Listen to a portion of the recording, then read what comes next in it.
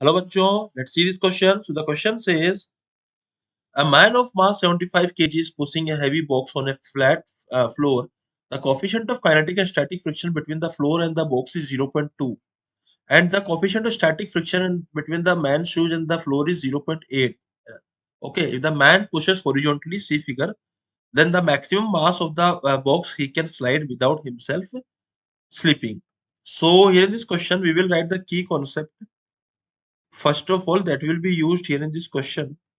So the key concept is the value of maximum friction is equals to mu into normal, and this maximum friction will be considered in the static friction. Okay, तो अगर दो bodies रुकी हुई है तो static friction को रोकने का काम करता है. So this is the main concept.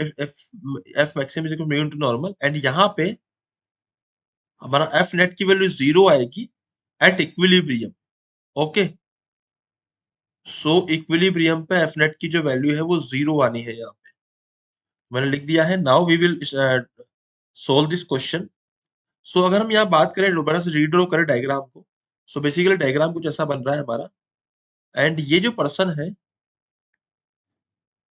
This person is trying to push this block. Okay, इस ब्लॉक का मास मैं m मान लेता हूँ. पर्सन का मास है 75 kg. तो इस पे पीछे की तरफ एक फ्रिक्शन फोर्स लगेगा, एंड इस फ्रिक्शन की जो वैल्यू आएगी, this will be equal to maximum value जो आएगी, it is mu into normal. Okay, मैं यहाँ से म्यू इनटू मैक्सिमम वैल्यू लिख रहा हूँ, mu into normal. So what is the value of mu? It is 0. जो म्यू की वैल्यू आ रही है वो आ रही है हमारी 0.8 into what is normal 730. So when we will solve this, it is 600 Newton. It means कि पर्सन इस पे कितना ही फोर्स लगाए, लेट सपोज कि पर्सन ने इस ब्लॉक पे लगाया नॉर्मल, तो इस ये जो नॉर्मल है ये दोबारा पर्सन पे लगेगा. अब पर्सन पे अगर ये नॉर्मल लग रहा है तो पर्सन के ऊपर जो फ्रिक्शन आएगा, बेसिकली पर्सन ग्राउंड पे इतना फ्रिक्शन लगाएगा. ठीक है, ये लग रहा है फ्रिक्शन ऑन द ग्राउंड. इतना ही फ्रिक्शन पर्सन के ऊपर भी लगेगा, वो लगेगा इस तरफ.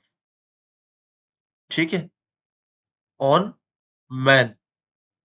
हम कह सकते हैं कि मैन के ऊपर लग रहा है ये, और ये ऑन ग्राउंड लग रहा है फ्रिक्शन. ओके, ऑन ग्राउंड लग रहा है ये. तो अब इस पे नॉर्मल के पीछे लगेगा, इस पे ग्राउंड फ्रिक्शन आगे लगा देगा, तो फ्रिक्शन मैक्सिमम 600 न्यूटन लग सकता है. इसका मतलब इस नॉर्मल की जो मैक्सिमम वैल्यू आएगी, इट कैन बी 600 न्यूटन. अब 600 न्यूटन को कौन यहाँ पे बैलेंस करेगा? तो बेसिकली अगर ये ब्लॉक को हमको रेस्ट पे रखना है, तो इट मीन्स कि ये ब्लॉक पे जो ग्राउंड फ्रिक्शन लगाएगा, मतलब वो लगाएगा 600 न्यूटन. तो इस ब्लॉक पे जो पीछे की तरफ फ्रिक्शन लग सकता है एफ डैश, तो एफ डैश की जो मैक्सिमम वैल्यू आएगी, it is mu multiply by normal dash. तो what is the mu? So mu की जो वैल्यू आएगी, अब देखो नॉर्मल डैश यहाँ का लग रहा होगा, नॉर्मल डैश, और नीचे लगेगा यहाँ पे M G. So what is the value of mu? It is already we have defined that it is 0.2 multiply by what is M. M हमको निकालना है, एंड जी हमने मान लिया है, एंड फ्रिक्शन की जो मैक्सिमम वैल्यू है, यही मेरी नॉर्मल मैक्सिमम के बराबर आएगी, क्योंकि नॉर्मल मैक्सिमम इस फ्रिक्शन मैक्सिमम को बैलेंस करेगा, है ना, इस एफ डैश मैक्सिमम को. एफ डैश मैक्सिमम ही नॉर्मल मैक्सिमम को बैलेंस करेगा. तो it is equal to 600 newton. इसको अगर हम सोल्व करते हैं, तो जो m की वैल्यू आ रही है 0.2 मल्टीप्लाई बाय 10^2, तो 600 बाय 2 इज 300 kg. सो जो m की वैल्यू आ रही है, it is 300 kg. So option number 3 मेरा करेक्ट हो जाएगा.